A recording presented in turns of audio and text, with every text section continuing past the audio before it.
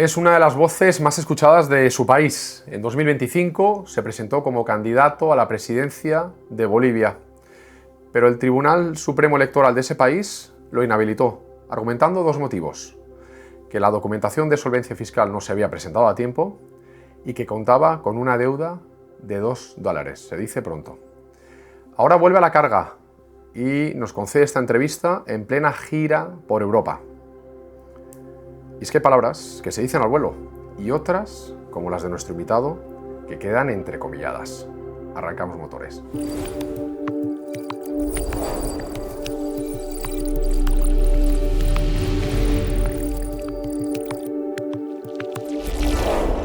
Jaime Dunn, muy buenas tardes. Bienvenido a Entrecomillados.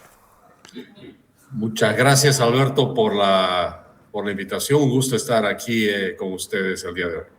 ¿Cómo estás? ¿Cómo te encuentras? Muy bien, excelente, con muchas ganas de seguir avanzando con lo que llamamos la Marcha por la Libertad, que hemos iniciado hace meses en Bolivia. Hemos cruzado el Atlántico por Madrid y hemos seguido el viaje desde España, por Italia, por Suiza, a Francia, y ahora estamos de regreso aquí en Barcelona para terminar en Madrid. ¿Qué significa esta marcha por la libertad, Jaime? Mira, se trata de lo siguiente, estimado Alberto. Bolivia es un país que necesita de cambios muy profundos. No es como se nos hace creer que el país tiene una crisis económica, que le falta dólares y le falta combustibles. Bolivia es un país que tiene una crisis de falta de instituciones. Todas las instituciones han sido pulverizadas por la izquierda. Tenemos un país que ha perdido hasta principios y convicciones. Es un país que está con un Estado que no puede, imagínate, no puede ejecutar órdenes de arresto de criminales hace varios meses. Estamos casi en un Estado fallido. Ha habido un cambio de gobierno, pero creemos que todavía hay muchas cosas por hacer, y nosotros, desde que hemos estado en campaña para las anteriores elecciones, que fuimos injustamente inhabilitados, proponíamos un cambio profundo que se base en el respeto a la vida, la libertad, la propiedad privada, y obviamente con una justicia que nos dé la seguridad jurídica que necesitamos los bolivianos. Y esa marcha por la libertad, de unir a los bolivianos en un partido político, Alianza por la Libertad es el nombre, se ha iniciado por Bolivia y ahora vamos por el exterior, visitando a todos los hermanos compatriotas bolivianos que se encuentran fuera de Bolivia porque el Estado boliviano les ha fallado. No han podido encontrar las oportunidades en su propio país y han tenido que ir a lugares tan lejos, y bueno, en este caso aquí en Barcelona con tantos compatriotas, ¿no es cierto? Entonces estamos en eso, Alberto. Esa es nuestra tarea, esa es nuestra misión. Entiendo, Jaime. Tú me hablabas de 2025, ¿no? Cuando el Tribunal Supremo Electoral de Bolivia ratificó tu inhabilitación diciendo o arguyendo que no se habían presentado en plazo los requisitos de solvencia fiscal. ¿Qué significa eso para que el público lo pueda entender? Mira, el tema es un poco más complejo de la tramoya que hubo. Básicamente aparecieron unas supuestas deudas, una deuda de $2 que tendría supuestamente con el Estado. La Constitución de Bolivia manda que quien tiene deudas pendientes con el Estado no puede ser candidato. Entonces aparece una deuda de $2. Eso se sube después a 10, 20, 30, $50. Después se vuelven 33 deudas que nunca supimos de dónde salen. Además tenían fechas de más de 25 años atrás. Y después, se llega a la conclusión que no eran 33, eran supuestamente 18. Y a pesar que las pagamos una por una, sin siquiera saber en la mayoría de los casos de qué se trataba, se hizo el pago, se cumplió y se tiene que tener el certificado de solvencia fiscal que da una entidad que se llama la Contraloría General del Estado. Y la Contraloría nos da un certificado de solvencia fiscal de 4 páginas. En las primeras 2 páginas hace un listado de las supuestas deudas y en las otras 2 páginas indica que está todo pagado. Pero por alguna razón, que obviamente es una razón netamente política, el Tribunal Electoral decide que solo se van a leer las primeras 2 páginas y por supuesto en las primeras 2 páginas solo hay deudas y dice que quedó inhabilitado. A pesar de eso, a través de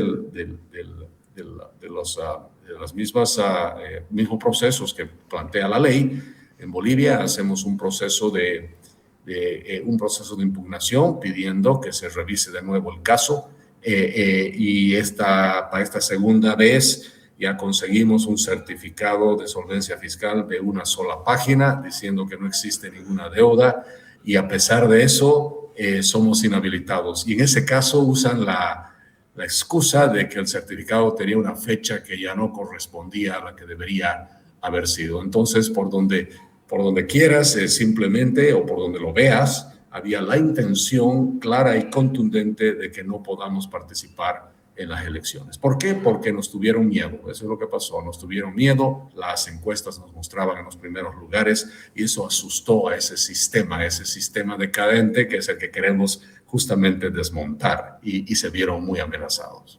Pero a pesar de ese miedo, Jaime, ¿tú entiendes que ellos se puedan ceñir a ese aspecto temporal para decir, bueno, no han cumplido los términos, los tiempos, entiendo que no se puedan presentar? ¿O aún así tampoco? Bueno, en realidad, como había ya la determinación que no participemos, simplemente movieron todos los hilos, como decimos nosotros, para que no se pueda hacer absolutamente nada. Pero mira, si nosotros teníamos un recurso legal adicional que era ya constitucional, podríamos hacer un amparo constitucional ante el Tribunal Constitucional, pero ahí nos dimos cuenta, Alberto, de que estábamos cayendo en una forma de trampa, porque si yo iba por el lado de hacer una impugnación y un proceso legal de acuerdo a lo que manda la Constitución, haciendo ya un proceso constitucional, eso podría haberse utilizado por el órgano electoral como una excusa para aplazar o suspender las elecciones en Bolivia, porque habría un tema constitucional y eso hubiera sido algo terrible para nuestra democracia y por supuesto que haya elecciones estaba mucho más por encima de que yo sea candidato. Entonces decidimos simplemente no ejercitar ese rol que podríamos haber tenido y haber hecho esa acción por el bien también de la democracia boliviana, porque además, fíjate, Evo Morales estaba tratando de suspender las elecciones. Él trató constantemente de por lo menos atrasar las elecciones y ahí nos dimos cuenta que si nosotros íbamos por la vía constitucional podríamos haber terminado haciendo lo que Evo mismo estuvo tratando de hacer y nosotros dijimos, te repito, la democracia y las elecciones primero y decidimos dar un paso al costado. Entiendo, claro, antepusisteis el derecho democrático de la sociedad por delante de vuestros intereses personales, ¿no? De poder presentaros y por ende, en esa segunda oportunidad, poderlas presentaros y ganarlas, ¿no? Como objetivo. Entiendo lo que dices. Anteponer la democracia ante todo por delante del resto. Así es, pero mira, siguiendo con tu pregunta, con tu última pregunta, una de las curiosidades y capaz una de las cosas más relevantes que ha sucedido después de esa inhabilitación por un tema de fecha, es que se inhabilitan algunos candidatos a propósito, es decir, usan la inhabilitación como un mecanismo de negociación. En vez de presentar sus 20 documentos, presentan solo uno, quedan inhabilitados y negocian la presencia de otro y generan nuevos documentos. ¿A qué me refiero con eso?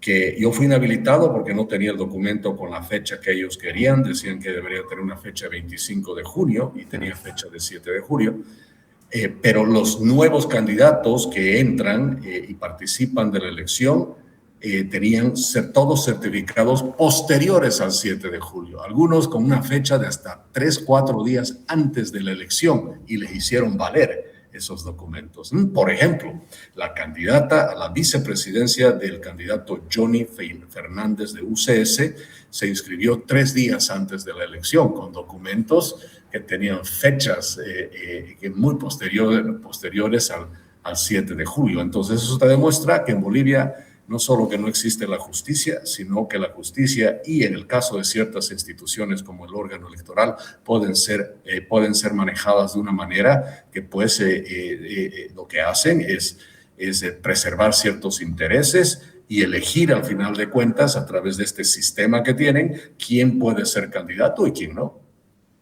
Y a pesar de eso, ¿seguís confiando en que es posible hacer un cambio en el país? Es que creo que sí, es la única manera, es la única manera. Sabemos que tenemos a todo este sistema en contra, pero la única manera de derrotar al sistema y erradicarlo es de entrar a jugar el juego, ¿no es cierto? Y hacerlo de manera transparente y obviamente cada paso tiene que ser público y se tiene que demostrar que se está cumpliendo con todo. El sistema será fuerte, será contundente en sus decisiones, está muy bien organizado y coordinado para tomar decisiones. Hemos visto cómo candidatos que no deberían ser candidatos fueron candidatos. Vimos candidatos con deudas reales de más de 2,5 millones de bolivianos que han estado de candidatos, es más, han ganado su candidatura y están ahora en cargo público y nadie les dijo nada. Entonces, la única forma de derrotar al sistema es insistir, no queda otra y estamos con esa marcha por la libertad. Por eso, hoy, 24 de enero de 2026, parece que el 2030 está lejos, pero ese monstruo de 100 cabezas que es ese sistema tiene que ser erradicado y hay que empezar desde ahora. Jaime, me parece interesante lo que comentas en cuanto a esa doble vara de medir, ¿no? Es decir, para algunos candidatos sí que se permite que se presenten en unas fechas distintas a las establecidas por, digamos, por el sistema que se ha organizado en Bolivia, electoral. ¿Qué tendría que cambiar para que eso no ocurriera a nivel práctico? ¿Qué crees? Hay que cambiar todo el sistema político de Bolivia. Hay que tener un nuevo sistema, nuevos participantes, nuevos jugadores y crear nuevas instituciones. Los bolivianos no creemos en nuestras instituciones porque nuestras instituciones no trabajan para los ciudadanos, trabajan básicamente para ciertos intereses. Y estamos viendo, ahora tenemos elecciones subnacionales en el mes de febrero, es decir, alcaldías, gobernaciones, y vemos cómo ese sistema otra vez ha decidido quién participa, quién no, más allá del hecho, que es muy claro cómo los cargos políticos se venden, se compran, eso es un desastre total y absoluto. Y hay que llegar a tomar, en el buen sentido de la palabra, el poder en Bolivia para hacer ese cambio total, radical y profundo. Bolivia no necesita un cambio de gobierno o un cambio de presidente, necesita un cambio de sistema. Sistema, estructura, entiendo. Y el enemigo número uno, fíjate, Alberto, en todo eso es ese sistema que está compuesto por ese estado decadente, prebendal, obeso, que gasta mucha plata, que generó la crisis fiscal y la crisis de balanza de pagos de Bolivia, ¿no? Entonces, aquí es todos contra el Estado. Eso es lo que tenemos que hacer. Jaime, siendo muy, muy directos, ¿esa purga pasa por cortar algunas cabezas a nivel institucional? Yo creo que hay que definitivamente, a través de los mecanismos que franquea la ley, hay que hacer que muchos políticos, politiqueros, los llamo yo, terminen en su casa y nunca más vuelven a la política boliviana. Muchos de ellos han sido candidatos muchísimas veces y están con su gente involucrada, con todo tipo de gobierno. Algunos de ellos ni siquiera han ganado las elecciones, pero su gente forman parte del gobierno, por ejemplo, ¿no es cierto? Entonces, esa forma como se hace esta política en el país tiene que cambiar. Y la forma de hacer es cortándole la cabeza en realidad a la politiquería boliviana. Y con esa cabeza se irán muchas personas, por supuesto, váyanse a su casa, la historia los juzgará después, pero den cabida a ideas nuevas, a gente nueva. Bolivia lo que necesita es una bocanada de aire fresco en la política.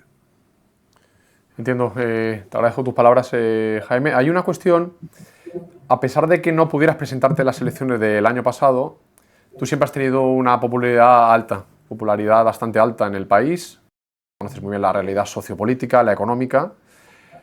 En una foto, Jaime, ¿qué significa Bolivia tanto a nivel de Sudamérica y a nivel de la esfera global? ¿Qué es Bolivia? Mi especialización es en finanzas, especialmente en finanzas en mercado de capitales. De acuerdo. Y la pregunta de qué es Bolivia. Bolivia, por lo menos para mí, es una gran oportunidad por la cual tenemos un gran potencial. Bolivia no es un país pobre, Bolivia es un país que ha sido empobrecido por las malas políticas de Estado. es un gran potencial, es una casa para los que amamos la libertad, la propiedad privada, el respeto a la vida y queremos justicia. Y por supuesto no debemos renunciar a esa lucha, porque Bolivia es un país, repito, que no es pobre, ha sido empobrecido y debe de recuperar absolutamente todas sus capacidades, y eso depende del trabajo que hagamos todos los bolivianos que queremos nuestra patria.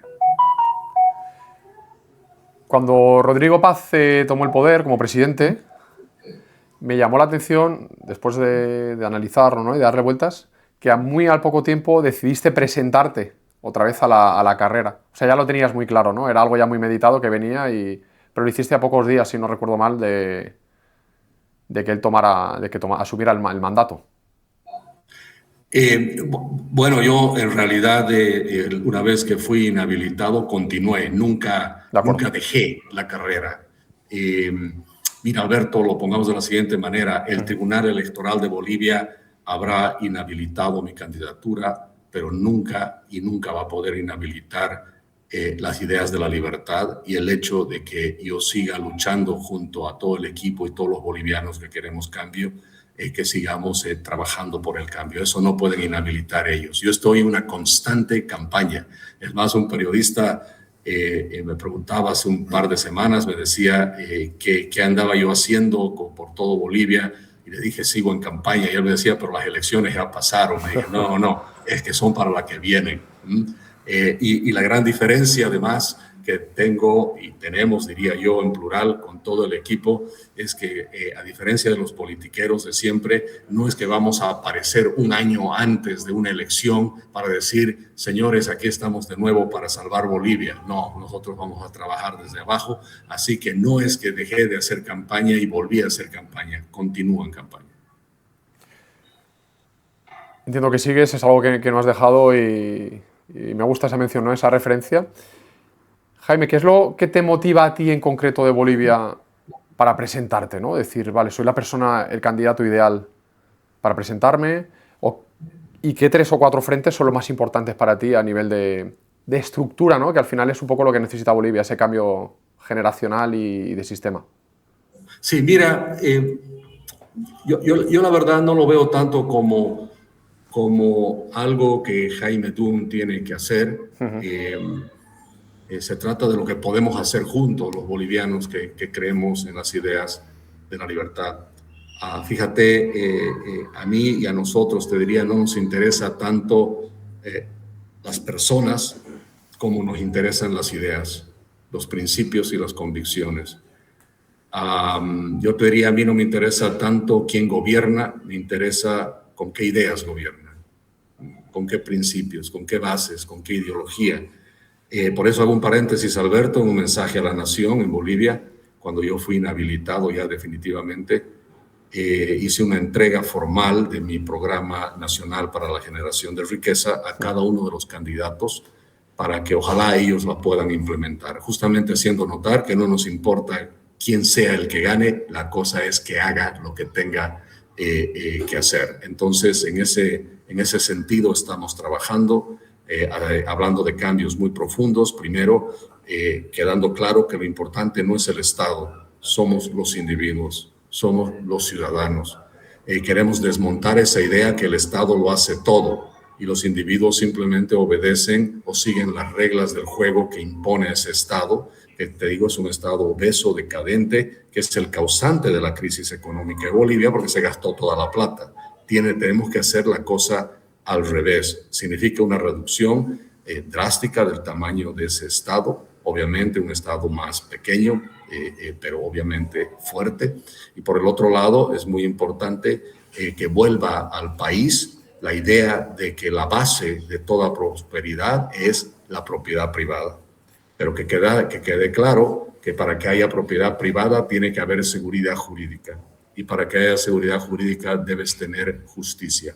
En realidad, nuestro Programa Nacional para la Generación de Riqueza dice claramente que la primera medida que debemos tomar es una medida de carácter judicial, es decir, un shock de justicia, un paquete judicial que mande el mensaje que la justicia vuelve a funcionar en el país. porque donde no hay justicia no hay seguridad jurídica, donde no hay seguridad jurídica no hay propiedad privada, y donde no hay propiedad privada nunca hay libertad. En ese sentido, Jaime Dunn, 3 valores que vertebran tu ideario político. El respeto a la vida, a la libertad y la propiedad privada. De acuerdo. Me hablabas de que se gastó toda la plata. Recientemente se ha firmado el acuerdo de Mercosur, en el que llevamos ya bastantes años, ¿no? Detrás de él, y parecía que no acaba de llegar, entre algunos países de Sudamérica, un grueso número de países y Europa. Opinión personal tuya, Jaime. ¿Hay un riesgo también de expolio de materias primas de Sudamérica, como ha hecho anteriores veces Europa para llevarlo hacia allá? ¿O cuál crees que es el trasfondo de todo esto? Mira, pongamos el tema Mercosur en un contexto, el contexto real de las cosas. Es un acuerdo que se viene trabajando en los 90s. En los 90s tenía muchísimo sentido. Es un acuerdo, además, que obviamente lo que busca en esencia es proteger los mercados de Argentina, del Brasil principalmente, y Bolivia se adiciona a ese mercado. Pero es un mercado que tiene una tarifa común, tiene un arancel común, el arancel común entre los países. Para serte sincero, evidentemente hay muchos detalles para discutir, pero yo veo el tema de Mercosur como que nos hemos vuelto miembros de una gran aduana, de un sistema ahora de aranceles que serán más homogéneos, pero son más aranceles. Nosotros como liberales creemos en desmontar aranceles e impuestos y tener realmente libre comercio. ¿Qué tan libre comercio tiene Bolivia a través del Mercosur?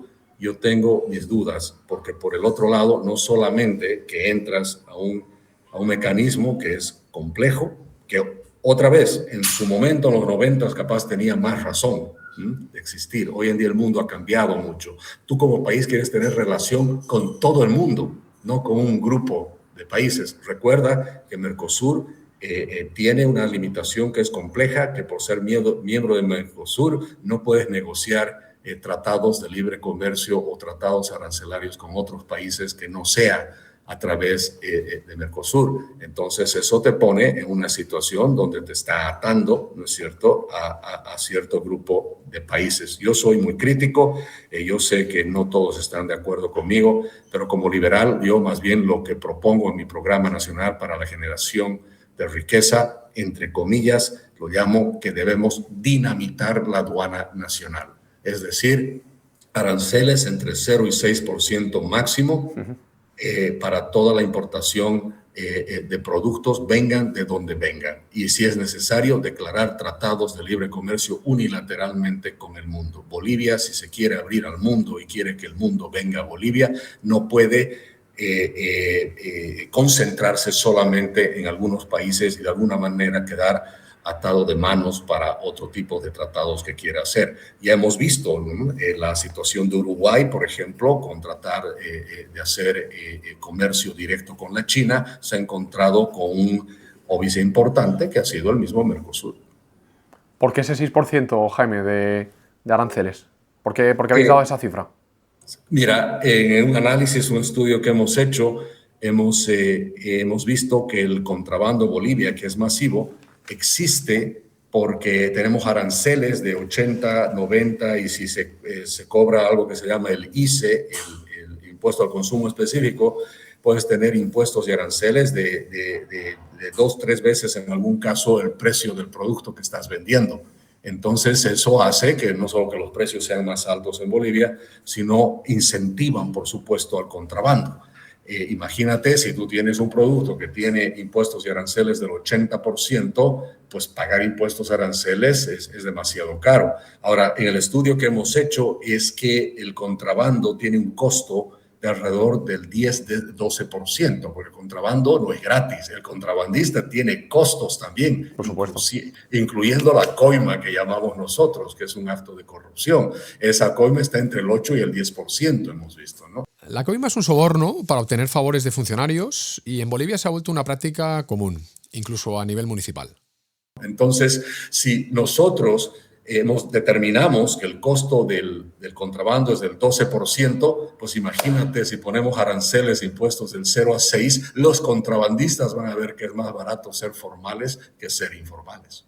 Sí, lo que pasa es que reduciría solo a la mitad, ¿no? Del 6 al 12%. Bueno, claro que sí. Entonces ya no sería negocio ser contrabandista, ¿no es cierto? Sería más negocio no ser contrabandista. Efectivamente, reforzaría esa idea. Así es. Jaime, te quiero hablar ahora de unas cifras que tengo aquí delante ahora mismo y que te quiero compartir. El tema de la trata de personas en Bolivia. Aproximadamente unas 5 personas al día desaparecen en vuestro país, sin contar, por ejemplo, lo que ocurriría en otras ciudades, por ejemplo, como en La Paz, Cochabamba, Oruro. Esas 5 personas serían en Santa Cruz de la Sierra. Para mí, o sea, como español es alarmante, ¿no? Es una cifra muy alta para que sea una desaparición, digamos, por día de 5 personas, ¿no? Subiendo en La Paz y Cochabamba a niveles más altos. ¿Por qué no se ha hecho nada a nivel estructural, a nivel de gobierno, de Estado en ese sentido, ¿no? Mira, tenemos una situación, estimado Alberto, más allá del tema de trata de personas, cualquier tipo de acto criminal en Bolivia se realiza, yo te diría, con muchísima más facilidad que en cualquier otro país, incluyendo actividades que pueden ser, por supuesto, relacionadas al narcotráfico, trata de personas, el mismo tema de terrorismo creo que es muy peligroso en Bolivia. ¿Por qué? Porque ese estado decadente, ese sistema del que hablamos, permite que eso suceda. Es más, se ha vuelto, muchas de esas actividades ilegales se han vuelto parte de ese sistema. Mira, ¿por qué en Bolivia tú tienes ciertos índices de criminalidad que son alarmantes? Pues porque en Bolivia se ha vuelto de alguna manera un refugio y un hub de negocios importante para muchos criminales. ¿Por qué? Porque el Estado, además, en algunos casos, no te puedo decir en el tema de trata de personas directamente, pero te puedo decir de que el Estado mismo, este Estado decadente, es cómplice. Se sabe que hay autoridades del Estado que participan, se sabe del involucramiento por ejemplo, y de la presencia de grupos criminales muy grandes, de mucho poder, que han hecho su base en Bolivia. Entonces, todo eso es lo que está sucediendo, todo eso se está haciendo ante el amparo y la misma seguridad del Estado. Si en Bolivia tú no tienes narcotraficantes que se agarran a tiros por las calles, no es porque no hay narcotraficantes, es porque muchos son dueños de las calles.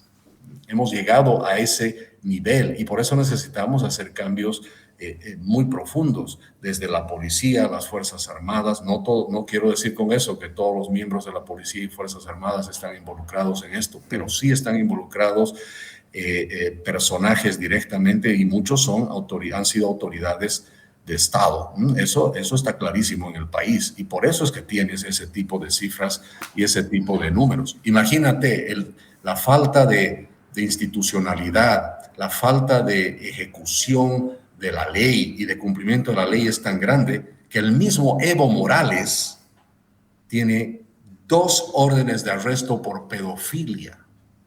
2 órdenes de arresto hace más de 9 meses. Y aunque todos saben dónde está, el hombre no cumple la ley porque la ley no le exige que la cumpla. Estás hablando de la región del Chapare, que era, exactamente. Es una pregunta que te quería hacer después. El hombre es casi dueño de una parte de Bolivia, ¿no es cierto? Entonces, un Estado que no puede hacer cumplir la ley, un Estado que no tiene soberanía sobre el 100% de su territorio, no sé si concuerdas conmigo, pero para mí ese es un Estado fallido. Por supuesto, sí. A título personal coincido. Entiendo que lleváis un plan integral en vuestro programa en ese sentido.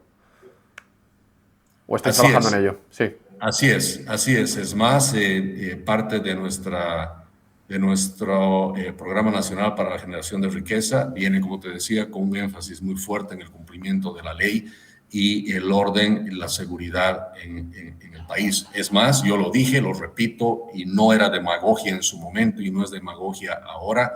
Yo decía que si yo era presidente, en la primera hora de gobierno, mientras leía el discurso presidencial. En el segundo párrafo yo declaraba a la justicia independiente. Eso sería un mensaje muy claro a todos los operadores de la justicia en Bolivia. Ellos saben qué significa eso, y eso debería tener el efecto que, terminando el discurso en una hora, muchos de estos narcotraficantes, violadores, ladrones, incluyendo el pedófilo, deberían estar presos, porque no necesitas tú una orden. Es más, el presidente no debería estar ordenando arrestos, porque no es su rol. El Poder Judicial es independiente, pero esa independencia no existe, y por eso es que no se ejecutan esas órdenes. Otra cosa que nosotros, por supuesto, indicábamos con mucho énfasis era la eliminación del Ministerio de Justicia en Bolivia. Y hemos aplaudido muchísimo que Rodrigo Paz haya seguido esa parte de nuestro programa, porque el Ministerio de Justicia se volvió justamente en el elemento más importante para manipular la justicia. Mira, Alberto, yo simplemente te lo pongo de la siguiente manera. Si los poderes del Estado son independientes, nosotros siempre hemos cuestionado por qué el Poder Ejecutivo tendría un Ministerio de Justicia. Sería redundar, ¿no? En algunos casos sería redundar el...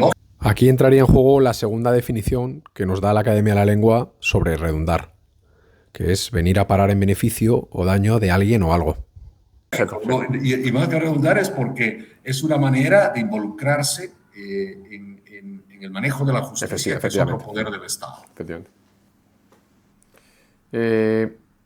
Por ese motivo, para encerrar a todos esos criminales, ¿funcionaría un centro del confinamiento del terrorismo en Bolivia? ¿O no? ¿Perdón? ¿Funcionaría en Bolivia, por ejemplo, un centro del confinamiento del terrorismo? Un centro de confinamiento del terrorismo. Como, por ejemplo, ha podido pasar en El Salvador con Bukele. Bueno, mira, es todo lo que sea necesario para que la ley se cumpla. Es más, una de las primeras cosas que yo también decía que en la primera hora de gobierno sucedería es que declararía al narcotráfico actividad terrorista. Entiendo. Porque ya ha llegado a ese nivel en Bolivia la presencia de grupos de narcotraficantes muy poderosos, y debemos reconocer que el Estado no solo ha fallado cumpliendo la ley, se ha vuelto cómplice en muchos casos, y si quisiera pelear contra ese mal no tiene las herramientas para hacerlo, no tiene el poder ni la munición necesaria para hacerlo. La declaración de narcotráfico en actividad terrorista en Bolivia, además se haría como una manera para decirle al mundo: aquí tenemos un problema que no es solo de Bolivia, es del mundo, y vengan a ayudarnos. Jaime, esos criminales de los que hablas, de Bolivia, ¿se apoyan, se refuerzan en otros criminales de otros países, de otras bandas o otras maras? ¿Tienes constancia de eso? Correcto. Sabemos que hay un involucramiento muy importante, por ejemplo, con bandas criminales especialmente, que han ingresado por el lado brasilero. Hay una cadena mundial, hay una red internacional que está operando en Bolivia. Lo triste de todo esto es que el Estado boliviano lo sabe y lo conoce, y sabe dónde están y dónde viven. Y por eso es bien importante que el Estado, que se ha vuelto de alguna manera cómplice y parte de estas redes criminales, es algo que se tiene que desmantelar. Y para eso se necesita mucha ayuda. Siempre dicen, y bueno, Jaime autorizaría que vuelva la DEA. Bueno, yo siempre digo que la DEA siempre estuvo, no es que la DEA se fue. La DEA sabe más de nosotros que nosotros sabemos de ellos. O sea que no solo la DEA, que venga la DEA, que vengan las fuerzas federales importantes del Brasil y de cualquier parte del mundo a ayudarnos a erradicar el problema. Cuando tú tienes un problema tan serio como ese, pues obviamente, bajo los límites de mantener tu soberanía, debes de acudir a pedir toda la ayuda que sea necesaria. No puede ser que Bolivia ahora va por todo el mundo pidiendo ayuda, que le den dólares, que le den euros, pero así como haces ese tipo de actividad, pues debes también hablar de la necesidad que necesitas reforzar tus fuerzas internas, y si no las tienes, que te ayuden a erradicar ese mal, como el narcotráfico, el narcoterrorismo, que no es un problema solo de los bolivianos, es un problema ya mundial. Sí, totalmente extendido. Jaime, ¿con qué dirigentes descuelgas el teléfono? De algunos de los que me puedas decir. ¿Con quién tienes una especial simpatía y amistad? Dirigentes a nivel nacional, estoy en contacto constantemente, te diría, de los políticos en Bolivia, no necesariamente porque tengamos afinidad, pero sí estoy en permanente contacto con autoridades en el país, ya sea al nivel de gobernaciones, de alcaldías, diputados, senadores, y cualquier otra persona que está dispuesta a escuchar ideas, sugerencias, y por supuesto el mismo presidente Paz. De vez en cuando tenemos intercambio de algunas sugerencias e ideas. La verdad que no hemos estado en contacto hace varias semanas, también con miembros de lo que llamaríamos la oposición en su momento al movimiento, al socialismo, ¿no es cierto? Es importante el trabajo, el intercambio de información, y nosotros ese contacto lo hemos mantenido también porque en su momento hemos tenido la invitación de formar parte de grupos de trabajo con ellos, o en el momento de las candidaturas de formar parte de un gobierno con ellos. Pero nuestra respuesta fue: podemos estar en contacto, hablar, intercambiar ideas, pero no vamos a trabajar nunca apoyando o formando parte de un gobierno que, quiera o no, todavía es parte del sistema que pensamos desmontar. Permíteme que te diga una cosa, Jaime, de tu discurso, de lo que me estás diciendo ahora. Sí que se destila una parte política, pero también una parte tecnócrata. Algo que a mi parecer es algo que nunca se ha dado en Bolivia, ¿no? Siempre la parte política, quizá demagógica, en la que se hacen muchas promesas pero no se cumplen, ¿no? No hay un cambio de estructura, se da, o se ha dado, mejor dicho. Pero contigo lo veo algo diferente, ¿no? En ese sentido, y veo que sí que antepones un poco el derecho de la ciudadanía a vuestro interés particular, de grupo, de partido, y eso llama la atención, permíteme que te diga, ¿eh? En Bolivia, en los últimos años, no ha habido una visión técnica del gobierno. Lo hemos visto, por ejemplo, en el ahorro del país, que pasó de 15.000 millones de dólares en 2014 a menos de 2.000 millones en 2024. Es como si una familia empieza a gastar sin ajustar cuando bajan sus ingresos. Pasó también en obras públicas que no contaron con estudios técnicos adecuados, lo que generó retrasos y sobrecostes de hasta el 50%. Y bueno, que para decirte, es parte de lo que pensamos, de lo que decimos. Decimos las cosas con mucha transparencia, con mucha claridad. Yo he sido criticado muchas veces por algunos análisis políticos que yo leía de que yo no era un político realmente, porque se supone que el político solo dice las cosas bonitas y no las cosas feas. Por eso te decía, efectivamente. Estoy totalmente en desacuerdo con eso. Yo creo que simplemente hay que decir la verdad. Y yo creo que más bien un buen político es aquel que, así como se esfuerza por buscar votos, debe estar dispuesto a perderlos por mantener sus principios y sus ideas. Pasemos ahora, si te parece bien, Jaime, a hablar de las experiencias que ha tenido Bolivia con otros países. Y me refiero en concreto a 4 países, que serían Japón, China, Irán e India. Japón a nivel tecnológico, ¿no? Por el trabajo que se ha hecho tanto social, económico, cultural en el país, que sí que me consta que, por ejemplo, en las colonias japonesas de Okinawa, en Santa Cruz, se ha hecho un trabajo, ¿no? En el que los japoneses también se han querido empapar y revertir todo ese conocimiento en pro de la sociedad boliviana. Pero no sé si es la misma situación y te voy a preguntar, después de acabar la frase, tu opinión. El caso de China, Irán e India es diferente, ¿no? Ellos tenían un interés por extraer 2 metales, que es el litio y el oro de Bolivia, pero han ido, digamos, a sacar su provecho económico y casi directamente podemos decir que a salir del país, ¿no? ¿Qué te parece? No sé si estás de acuerdo con esa afirmación. China, India e Irán se relacionan con Bolivia principalmente para acceder a recursos naturales.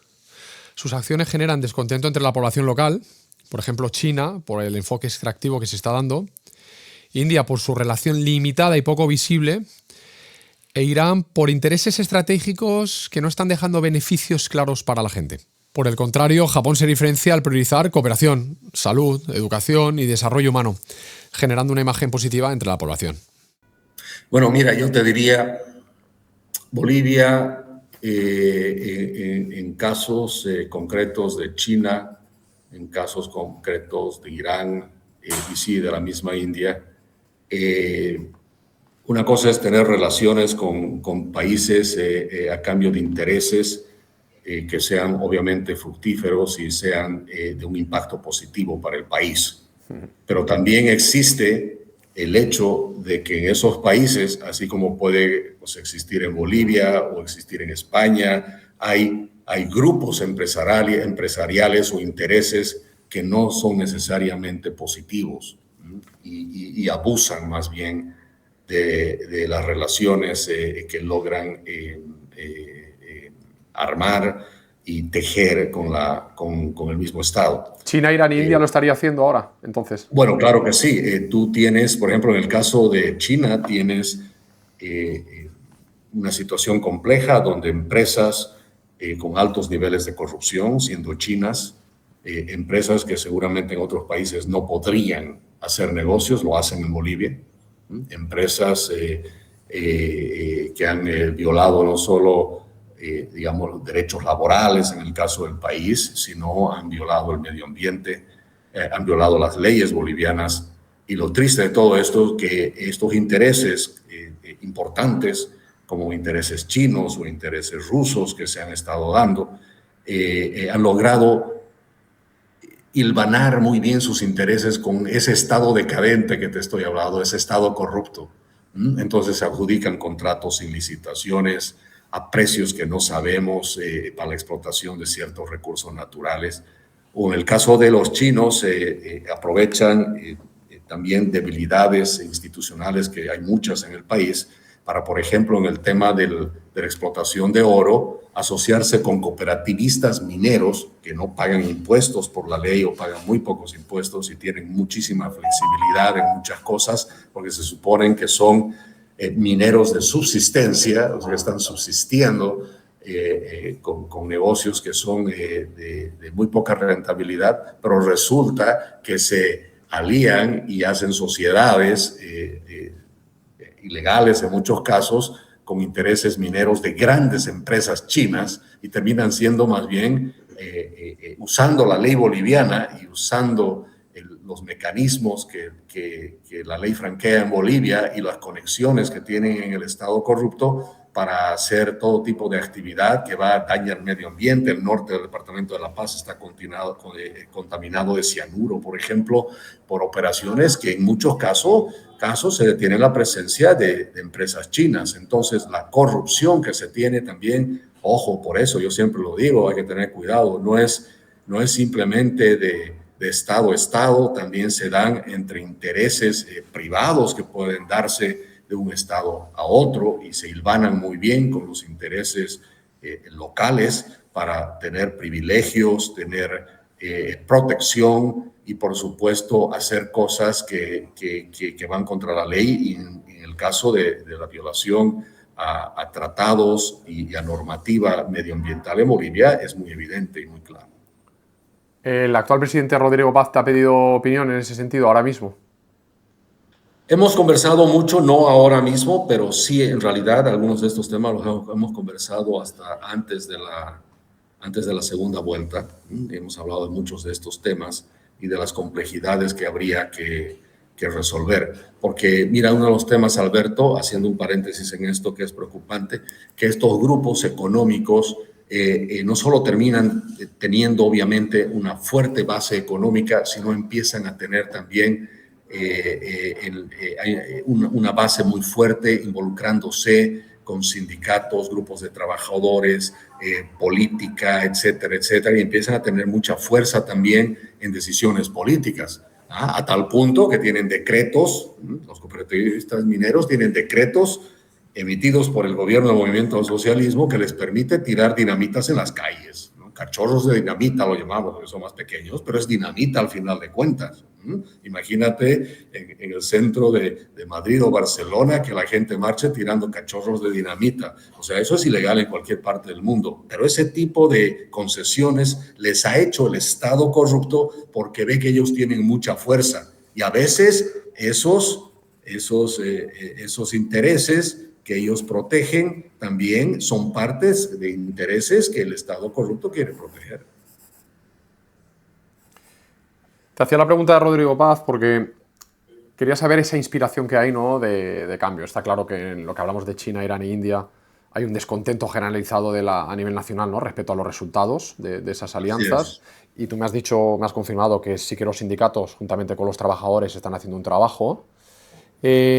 Hablando de movilizaciones, me recuerdo ahora el Octubre Negro. El Octubre Negro de 2003 fueron protestas en Bolivia contra la exportación de gas, reprimidas violentamente y con decenas de muertos. Esto provocó la renuncia y exilio del entonces presidente Sánchez de Lozada y varios ministros. Y desde entonces se han pedido juicios justos y la extradición de los responsables, aunque hasta ahora no ha habido resultados. Ya hace bastantes años en Bolivia todavía hay mandatarios políticos que siguen en el exilio. ¿Se ha pronunciado en ese sentido Rodrigo Paz para hacer cambios? Para que esas personas puedan volver no sé si volver al país para tener un juicio limpio y con las bases establecidas, digamos. Sí, yo creo que ya se está dando. Hemos escuchado de muchas, yo personalmente he visto muchas personalidades que han regresado al país para ya enfrentar sus juicios y ver sus temas legales como siempre debió haber sido en el país, obviamente confiando de que la justicia está empezando a recuperar independencia. Eso, por supuesto, es positivo, es muy bueno y seguramente vamos a ver en los próximos meses cómo esos cientos de exiliados y muchos autoexiliados empiezan a regresar a Bolivia a tener que hacer lo que tienen que hacer, rendir cuentas en el país, por supuesto. En muchos casos han sido casos totalmente amañados, casos totalmente fabricados. Por más que hayan sido fabricados, tienen que ser explicados y seguramente van a estar regresando al país muchos de ellos. Esperemos que sea pronto, ¿no?, y que haya ese cambio Así es. Que al final todos queremos, ¿no? La sociedad, tú desde el lado político y como analista en este momento y precandidato, ¿no?, a las próximas elecciones. Para ir cerrando, Jaime, te quería hablar ahora de las grandes estafas, ¿no?, al Estado boliviano, graves daños económicos, delitos, por ejemplo, que ha podido haber de lesa humanidad, masacres como las que ocurrieron en el Hotel de las Américas, en Chaparina, La Calancha, en Pando también. A día de hoy podemos decir que muchos de estos hechos permanecen en la impunidad y los responsables que se supone que están detrás siguen en libertad, ¿no?, gozan de esa libertad. ¿Qué propuestas concretas tienes para enfrentar estas problemáticas, Jaime? Como te decía, desde la primera hora de gobierno se declararía la justicia independiente y la justicia tiene que hacer su trabajo.